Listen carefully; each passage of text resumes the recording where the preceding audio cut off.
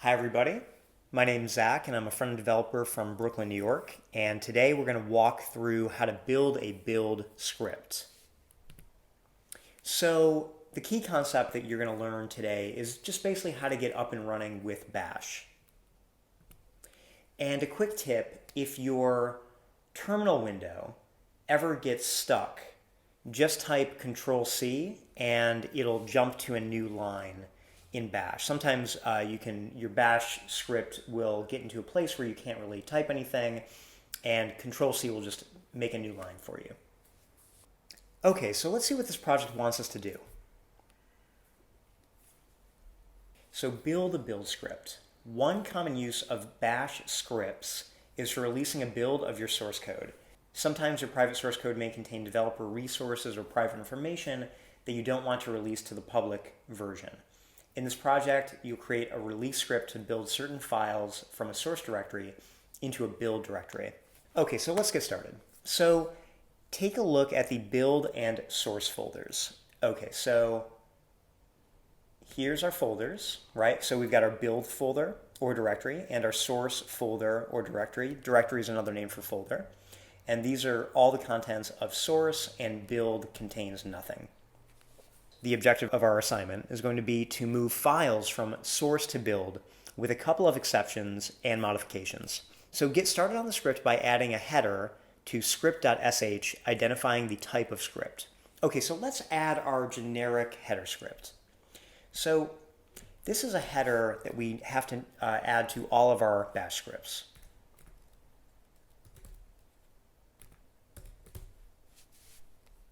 And let's move on to the next step. Okay, so let's welcome the user to the script. Feel free to use your own styles here. Okay, so let's start coding out some Bash. So let's just do like the easiest thing that we can do, which is echo hello world. Okay, and a quick note, echo is basically just how we like print things to the terminal, okay? So I'm going to save this, and then to run this over here in our terminal window, we have to have a different script. So let's just look really quickly at what we're working with. So here is a script file, right? It's a .sh file, which is our Bash file, okay? And it lives right here inside of our files folder, okay? So the structure of our program right now is files as our quote-unquote root directory, and then we have a build folder, which is empty, and then a source folder, which contains a lot of files, and then we have our script.sh bash file, right? And then over here is our terminal window, and our terminal window is basically how we're going to talk to our computer to get it to do different processes. So in our terminal window, we're going to tell our computer to run our Bash script, right? So we're going to type this. We're going to say ./script.sh, and then we'll hit return and we'll see what happens. So we see that it returns hello world. So let's just stop really quickly and look at what's going on. So we've got a ./script.sh. So this file is called script.sh, right? But so why do we need the / here? Well, so the / is here in our terminal window to let terminal know that we are in our current directory, that it should look within our current directory for our code, right? So how do we know what directory or folder our terminal window is in? If we type ls here, right, it's going to list all of the different files that are inside of the current directory that our terminal program is within, okay? ls is a command line code that just means list. So what that does is it lists all of the files inside of our current directory, okay?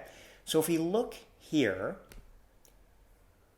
we see that terminal listed out that inside of our current folder is build, right, the build folder, the source folder, and a file called script.sh. And if we look over here in our folders, we see that the folder named files contains another folder named build, a folder named source, and a file named script.sh. Right, so we're within the files directory right here because we can see that by listing all the files within our current directory, it shows us exactly what's in files, right? So basically, this is telling us that our terminal window right now is located within our files directory. And we could jump around and move into different folders within our terminal window, which we'll do a little bit later in this. But just know that we're writing code right now that is within this files directory, right? So what this is saying is /, look inside our current directory, which is files, and look for the file script.sh, and then run whatever is in script.sh. Okay, so it runs echo hello world. And what that does is that echoes or prints hello world onto our screen. Perfect. So let's look into the next step. Okay, so since we are creating a new build, let's verify with the user that they have updated changelog.md with the current release version. The first line of the file contains a version number with markdown formatting like so, right here. Okay, so let's find the file that they're talking about. So we know that they are talking about changelog.md. So let's look in our files, right, under source. And we find changelog.md right here. So let's open that. Okay. And now we see what's inside changelog. And it's just a bunch of different code, markdown code, right? So this right here is the version number that we would put in our changelog file, and then some other stuff. This is kind of funny and silly. 2 cows in a window, just other odd stuff. So let's see what they want us to do. So read the first line of this file into a variable called first line. You can use the Linux command head for this purpose. Okay, so just an explanation. The head command reads the first few lines of any text that's given to it as an input and then writes them to standard output, which by default is the display screen. So basically what head does is it just reads the first couple lines of any file and will print those lines out to our terminal. So let's go ahead and get that set up. So let's click back over to script.sh, right? And we're going to build our first variable. So we're going to call our variable first line. And we could call this anything that we want. And then we're going to set that variable equal to this head command. Okay? It's going to be $ parentheses head. And then we're going to tell it what file we want it to print out the first lines of the file from. So source/changelog.md. So this line is basically saying find the file changelog.md, which is within the source directory, okay?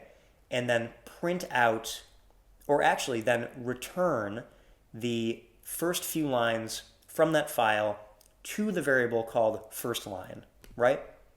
So we can see what happens when we do this if we echo the contents of first line. So when you are referencing a variable later on in your program, you have to add a bang symbol or a $ symbol before the variable so that your bash script knows that you want to read that variable. So let's save this and see what happens. Then over in our terminal window, we need to say script.sh, right? And so what do we get? We get hello world, right, which is line 3.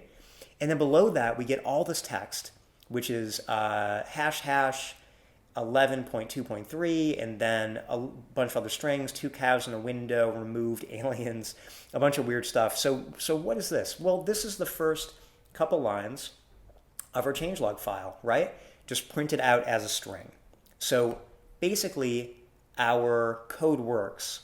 However, we don't actually want the first 10 lines or the first few lines. We only want the first line. So how do we get just the first line? Well, we can get the first line by writing this to our head code.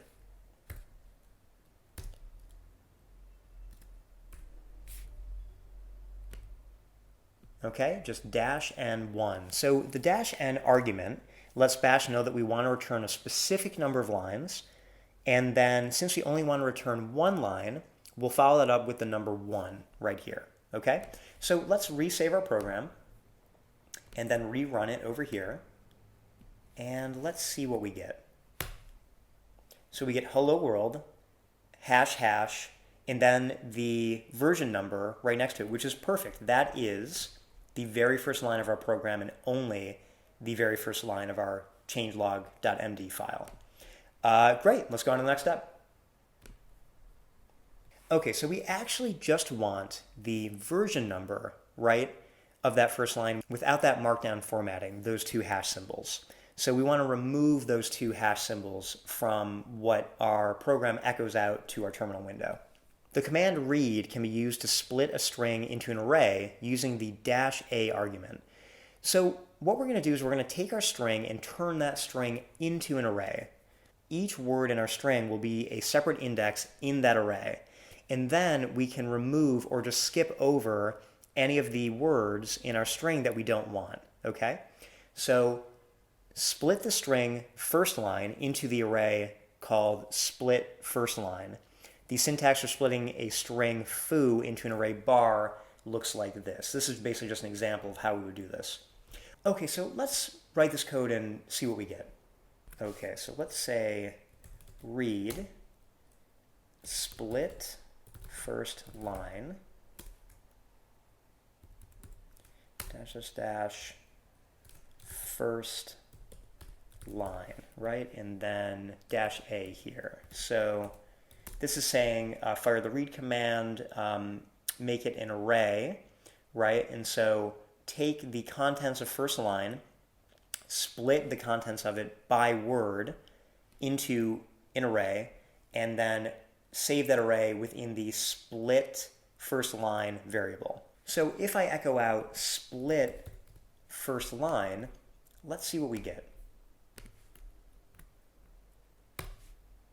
And I get hello world hash hash, right? So this is great. So what we get is the 2 hashes from this line of our changelog file, right? So what we're doing is we're just really echoing out the first index of this new array. And the array contains in index 0 these 2 hashes, and then in index 1 this line here, this word. But so we actually don't want the first word from our string printed to our terminal window. We actually want the second word, right? So how do we get the second word? Let's go to our next step to find out. So now we're ready to set the value of the version of the script. It's located in index 1 of the array that's named split first line, right? Because index 0, like we said, is both of the hashes, and then index 1 would be the version number. So the syntax for accessing the value at any index of an array is, it looks like this. Save the version to a variable called version. Print a statement to the terminal notifying the user of the version they're building. Okay, so let's first print out the version to the terminal. So we'll create a new variable named version, okay? And we're going to set it equal to split first line parentheses 1. Okay, so let's look at this for a second. We make a new variable named version, and we're setting it equal to the variable split first line, which we know is an array, right? And we don't want to return the entire array or the, 0th index of the array. We actually want to return what's at index 1 in our array, right? So let's see what we print out here. So we're just going to echo out what's stored in that array. So let's see what we get.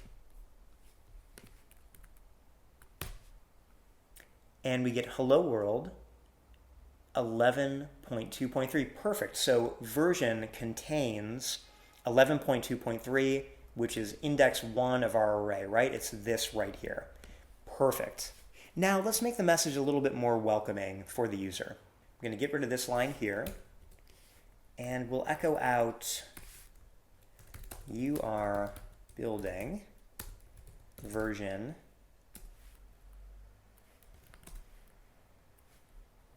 and then add on the variable at the end of that. So we get a string here plus a variable. So let's see what that makes. So we're going to save this, and then we have to start a new session here because our terminal window timed out. And then we'll do script.sh and run that. So let's see, we get bash script. Okay, so I typed that incorrectly. scr script.sh. Okay, great. So we get hello world, then we get you are building version 11.2.3. Perfect. So we've just navigated through our various files to find a very specific string that we want and then print that to the terminal window, which is great. So let's go on to step 6. User inputs. Okay, so let's give the user a chance to exit the script if they need to make a change to the version. Ask the user to enter 1 for yes to continue and 0 for no to exit. Assign their responses to the variable version continue. Okay, so this is basically asking us to prompt the user to say if they want to continue with this version or if they don't, and then whatever the user inputs into the terminal, we want to take that response and save that to a variable that we can then use within our program. Okay, so first let's clean up our code a little bit. Let's remove the hello world because we don't really need that anymore. And then let's think about how do we ask something of the user? Well, what we can do is we can just echo something to the user, right? We can assume that the user is reading what is printed to the terminal window. So let's ask the user a question. We're going to say echo, do you want to continue? Question mark. Enter 1 for yes, 0 for no. Perfect. And remember, when you're writing a string and the string contains quotes, you have to make sure that you're not using the same quotes that you opened the string with, right? So right here, our entire string is contained within double quotes, but the quotes that we're using to indicate that something should be looked at within our string are single quotes, right? Double quotes to open and close our string, and then single quotes to just highlight stuff that's inside of our string. If we put double quotes here, we'd be closing the string early, and we don't want to do that. So let's run our program and see what we get.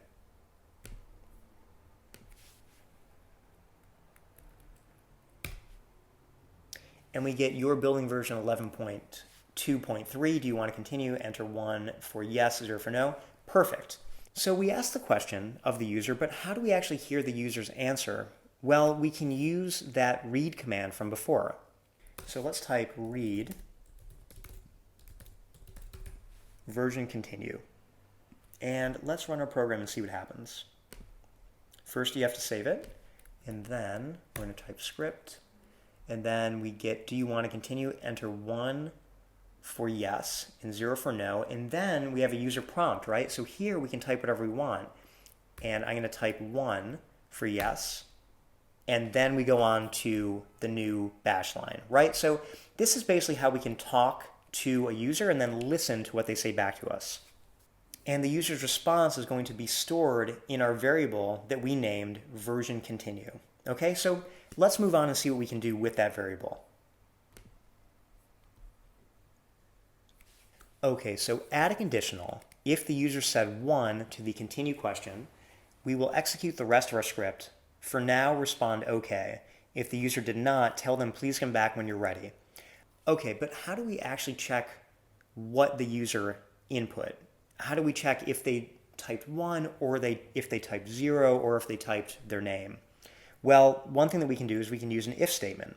So let's code out if bracket version continue dash eq 1 bracket. Then echo OK,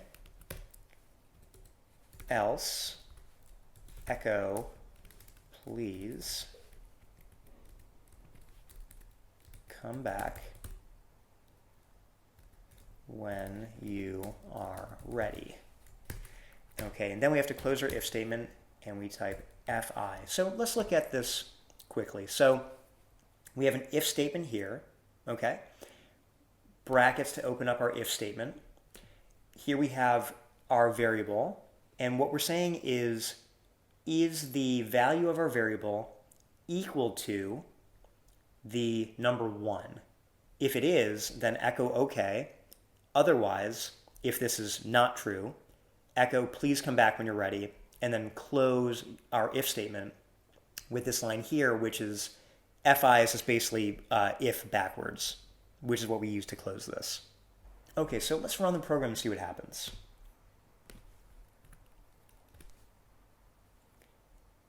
Do you want to continue? Enter 1. Let's enter 1 and see what we get. And we get OK, which is perfect. So let's run it one more time, and then we're going to type in 0 and see what we get. And we get please come back when you're ready. Perfect. This is great. It's working perfectly. A very quick aside, if you're missing something like a space between the bracket and the variable or the number 1, you're going to get this. So let's type in the number 1.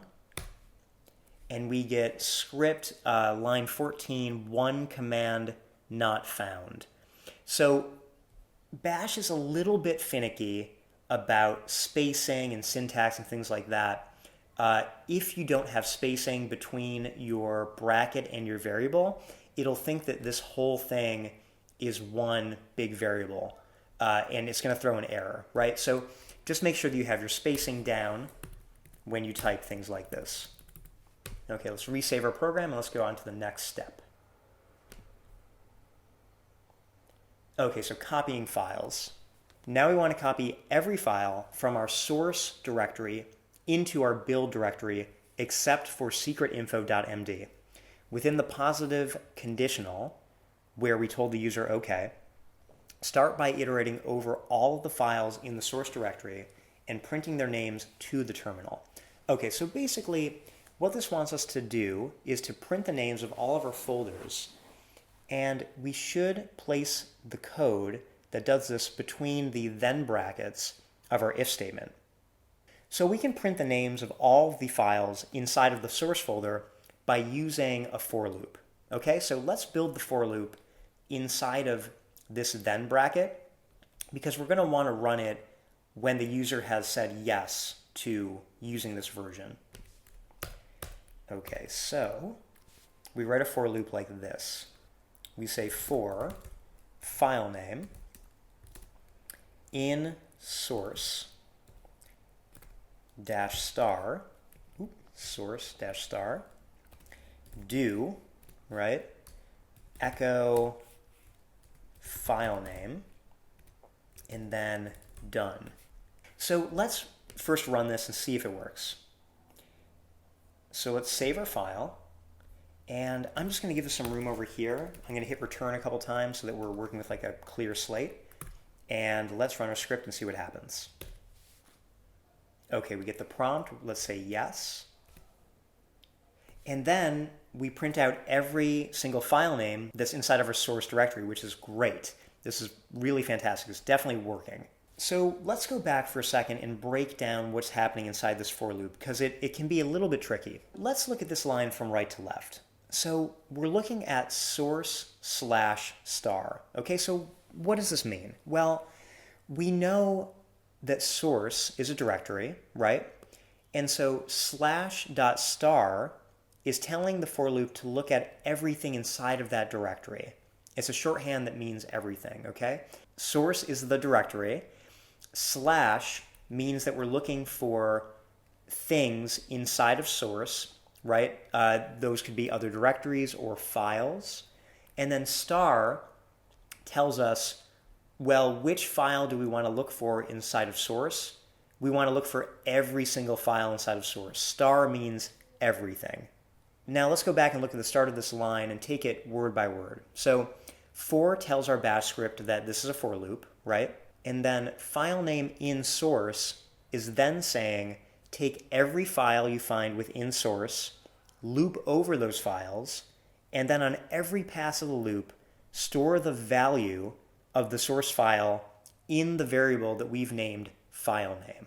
Okay, and we can call file name anything that we want, and this loop would still work perfectly. Okay, we can call it things or Bob or Jimbo, and the loop will run exactly the same and give us the exact same results. So I could change this to thing, right?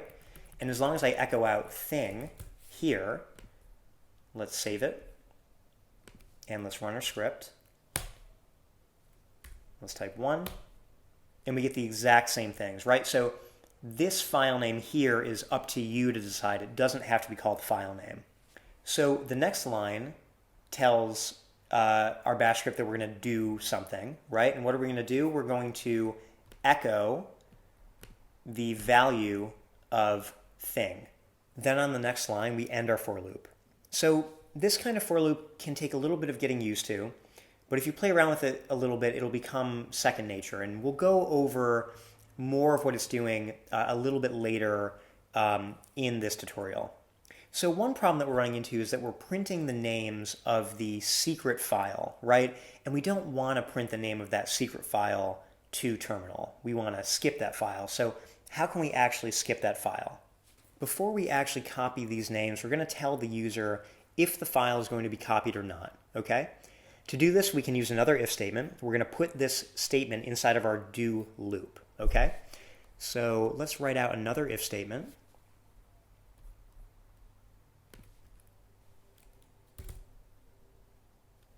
We're going to say if file name is equal to source / secret info dot md, then echo not copying, and then the name of our variable, file name. Otherwise, right, else echo copying file name. And then we close our if statement by typing fi here, okay? So let's change our variable name back to file name, okay? So file name, and then echo file name, okay? And let's save this, and then let's run our code over here and see what we get. And we'll say yes. And so what we get is a lot of errors. So why do we get errors? Well, let's go back and look through our code and see what is happening here. So we're running our for loop, right? Then it says do something. We're echoing out the name of the file name, right?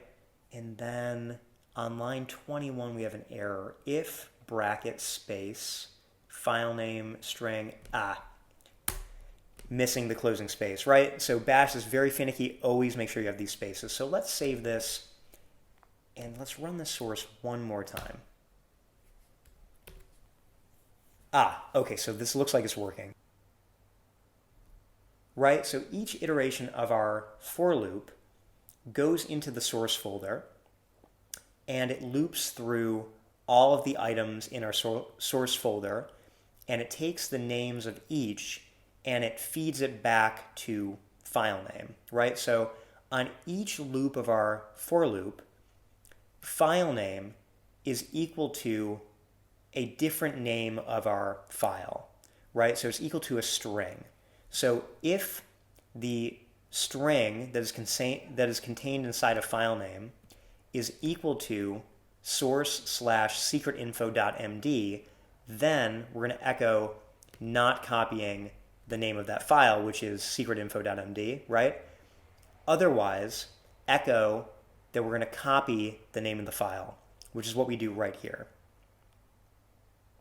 So if we look, we see that we're copying source / bar.js, right?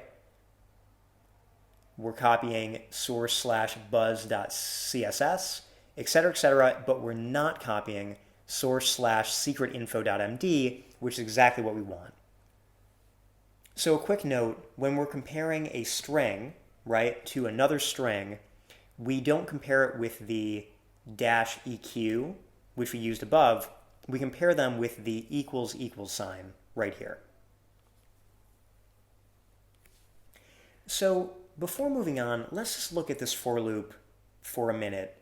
Let's just take our time and look at this for loop, because this can be a little bit tricky. So let's figure out what's happening in this for loop, okay? Basically, what this loop does is it goes into the source directory, right? It's going to find every single file inside of the source directory. So let's look at what that is. Here's our source directory. Here are all the files. We got 1, 2, 3, 4, 5, 6, 7 source files, okay?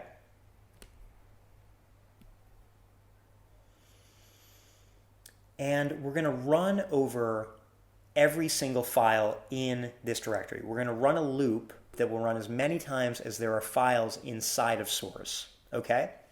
And so what is file name here? Well, file name is going to be equal to the name of the file that we're looping over on each separate loop, okay? So on loop 1, file name is going to be equal to bar.js, right? On loop 2, file name is going to be equal to buzz.css. On loop 3, it's going to be equal to changelog.md, and so on until we get to secretinfo.md, right? So if we look in our terminal, let's just run it one more time and let's see what we get. So let's say yes here. And so if we look, we see that this does work that way, right? I'm just going to close this to give us a little bit more space.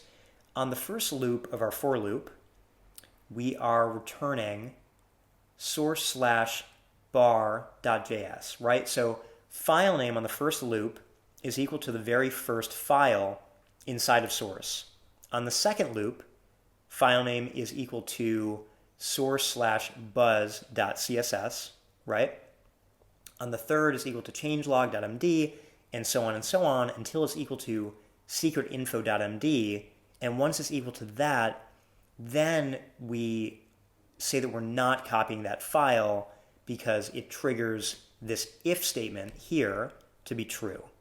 Okay? So a little bit to sink your teeth into, but if you go over it and if you play around with these for in loops enough, they'll become just like second nature. Okay, so let's move on to step 10. Now we can actually copy the files. After informing the user that the file has been copied, copy the file into the build directory. You can use the terminal to make sure the right files have been copied. Okay, so then it says we can check what files have been copied by using ls build. Okay, so all right, the first question is, how do we copy a file? So we copy a file by using the command cp. And how do we copy these files into the build directory? We'll use this script here. So we're going to write our script inside of this else statement right here, right? Because here we're telling the user that we're going to be copying these files. So here we actually want to copy them. So let's type out cp, okay, and then file name, and then build. Okay, so let's save it, and let's run it, and let's see what happens. So we get our prompt, let's say yes, and then we get all of these files saying that they've been copied. And let's look in our build folder and see if this worked. And it did, right? So we copied all of our files from source and moved them into our folder called build, which is perfect. And we copied every single file except for secretinfo.md, right? So we've basically done everything that we set out to do in this project, which is great. So we can also type the command ls-build to list all the files that are inside the build folder into the terminal window. So if I type ls, which stands for list, and then build, right, which is a directory that is inside of our current directory, and hit enter. Then we list out all of the names of the files that are inside that build folder, right? So it's another way that we can check what is inside build. Let's go back and look over code one time right now so that we can see why all of this is working the way that it's working, right? So on line 14, we say, if the user typed the number 1 when prompted, then move on to the next step, right? On line 18 here, we start our for loop. We loop through all the files in the source directory, and on every pass of our for loop, we store the name of the directory that we're currently looping over in the variable name called file name. Again, we could name this whatever we want. We can name this Bob, we can name this Jim, it doesn't matter. Then we say if the file name is equal to secretinfo.md, basically do nothing. Otherwise, we tell the user the name of the file that we're copying, and then on line 22, we copy that file and we place it in the folder that's named build. Okay, so let's go on to our next step. Step 11, listing files. So the final thing we want to do is to list the files within the build directory for the user. So outside of our for loop, use the script to change the directory to the build directory so that we don't forget, also add the command to change back to the directory with the script. Okay, so what they want us to do is they just want us to open a new window within our terminal window and then list out what is within the folder build. So when working with the command line, to move from one directory to another, we'd use the command cd, which stands for change directory. When you're using the command line, you can actually only be in one folder at a time, which, if you think about it, is the same exact thing when you're using a desktop GUI, right, or graphical user interface. Something like Windows, you can actually only interact with one folder at a time. Even if you have 4 folders open, the folder that's on the top is the only folder that you can actually make changes to, right? Because you're in that folder at that time. So terminal works the same way, only with command line prompts. We can move from one directory to another. Once we're inside a certain directory, we can copy files, we can move files around, we can create new files, just like on, Windows desktop or a Mac desktop. So let's move from our current directory into the build directory.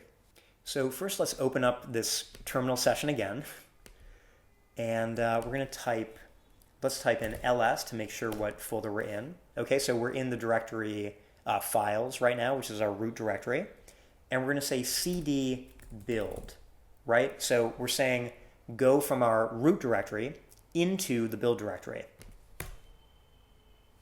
And if we type ls here, we'll see that we are inside of the build directory. We've got all of the files that are inside of build. And then we can hop back to our previous directory by saying cd, right, .. /. And then if we type ls, we see that we're back to our old directory. So we can also actually do this within our bash program, right? We don't have to type it directly into terminal. We could do this. We can say cd build ls and then cd //, and we can save this and then run our program, and let's see what we get. Script.sh and run this, and let's type 1 for yes, and then we print out all of our files, right, not copying this, and then we print out what's in our directory called build, and we get bar, foo1, buzz, foo2, foo3. It works perfectly. Okay, so let's move on to step 12.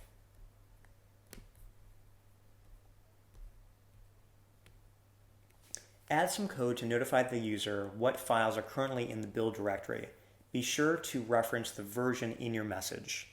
Okay, so we can write something like this. echo build version bang version contains.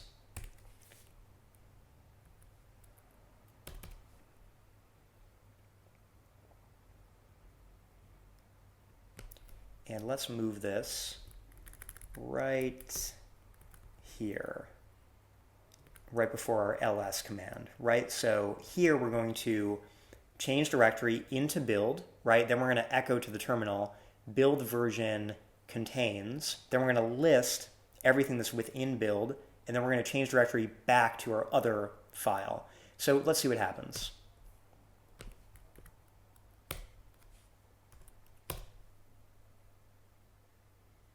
And we get build version 11.2.3 contains all of these files, which is perfect. So a quick note, when you're writing a string in bash, you can actually print the contents of a variable by using the bang symbol before the variable name, right? So this is saying build version, and then this here is actually the variable called version, right? So this is saying build version, whatever the contents of this variable is, and then contains, right? So this here is equal to 11.2.3. And that's pretty much our program. So let's move on to the last step and see what they have in store for us. So you now have a build script for this repository. Feel free to play around with making it more robust. And then they list a couple ideas that you can do to ramp up your program, to play around with it, to make it kind of more fun. I'll leave it up to you to, use a search engine to find answers to these questions, or to, just play around with your code, to have fun, to try new things. Remember, if you hit any roadblocks at all, if you have any questions, or you're just curious, using a search engine online is the best way to help to teach yourself to learn a brand new language. It is a totally invaluable resource that professional programmers use constantly all day long. So don't be shy to look something up online. And that's it. I hope this gave you a good introduction to the Bash language. In here, you learned basically everything that you need to know to get up and running with Bash. We, learned how to use for loops, how to use if statements, how to change directories, how to echo things to the console, and how to go into a directory, copy all the files that are within that directory, and then move those copied files into a new folder. So everything that you need to start using Bash today. Remember to head to codecademy.com for more courses on Bash and many, many other great languages. And we'll see you next time. Happy coding.